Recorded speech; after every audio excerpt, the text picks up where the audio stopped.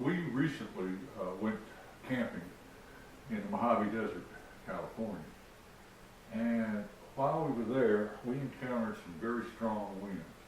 The tent we use is a Eureka Outfitter 6. It's excellent for two people and all of their gear, especially to get weathered in. But what happened after a few days is we had some high wind and it bent our tent poles. These poles are really basically soft aluminum. And they can take a certain amount of stress, but we were looking at close to 40-mile-an-hour gusts, and so they bent. Now, fortunately, on the fly, it was the exact same pole, so I was able to do a bush fix, cut the shock cord and replace it. We decided to move a few hundred miles to the northeast, a little higher mountain range, a place we'd been at before. We'd had wind, but not such a bad problem.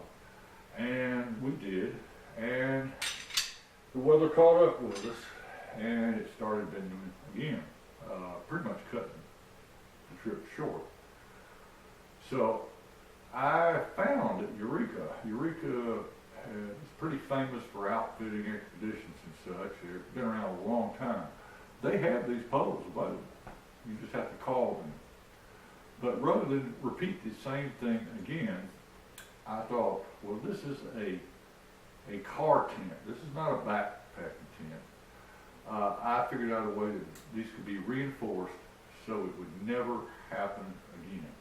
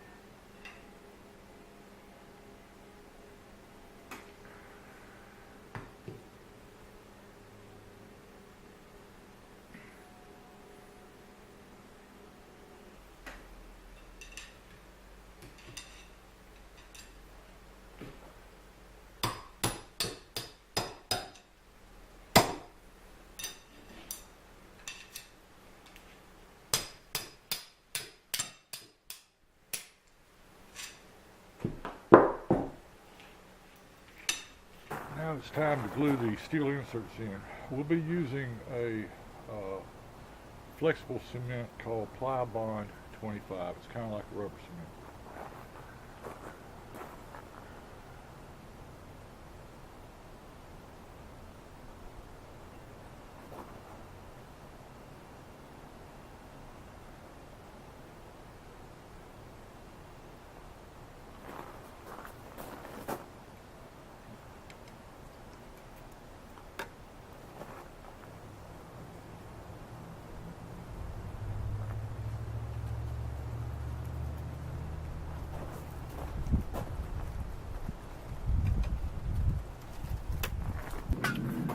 Now for this centerpiece, because it has two compressed sections on each end, we cannot slide anything inside of it. So we will be putting an outside sleeve.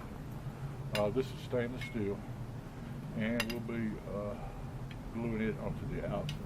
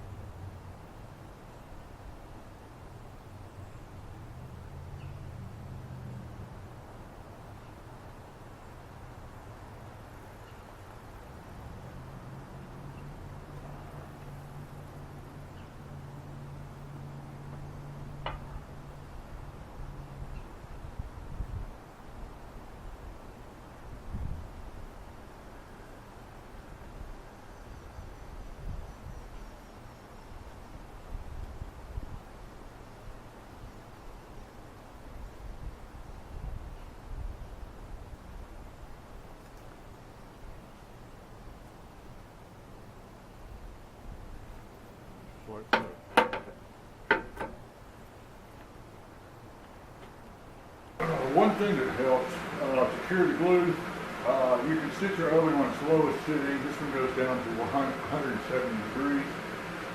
And you can just set the tent rods on a middle rack and just kind of give them a little bit of temperature to help cure the cement, because this is a non-porous material, obviously. It's aluminum steel.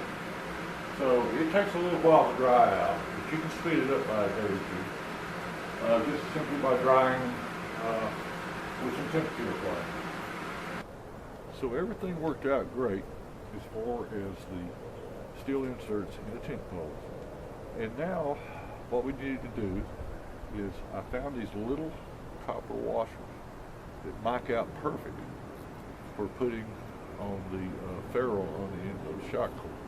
So we just need to put a slit in it, and we're going to use a Dremel tool with a cutoff wheel.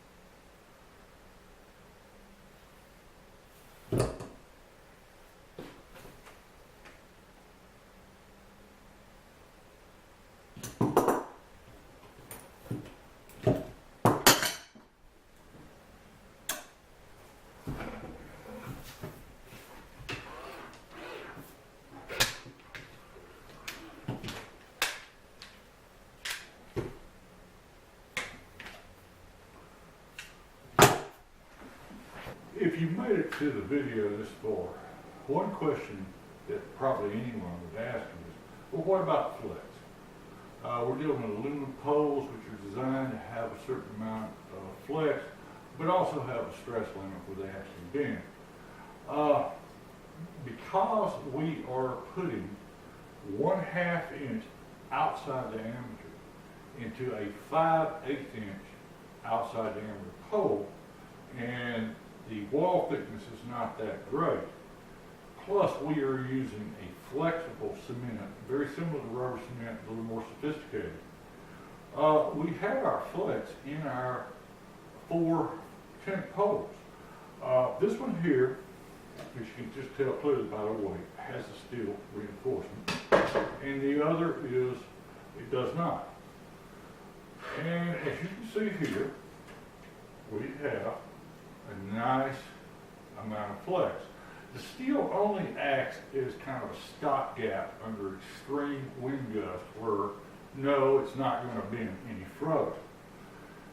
Now, that is a point, but anyone that's ever pitched one of these tents knows that the ridge pole is designed to hold everything together, to have a rather good arc of flex.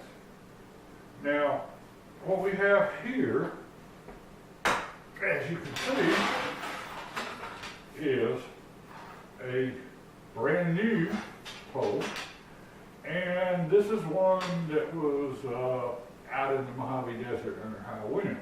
It was clearly bending that pole pretty badly, actually. I mean, it would have been a few days, and this thing would have been toast. So, obviously, the simple thing to do was to, do the steel insert. But there's a problem. And it's this section right here. You've got double flare. You cannot slide a pole in. So the only solution was to do an outside slide. That's a little stiffer than the inside. As you can see here, we have the ridge pole installed. As far as pitching, it did perfect. Deflection, the plain aluminum is a 2 inch in the dead center, and this is a little more than an inch. Everything involving reinforcing the tent poles worked perfectly.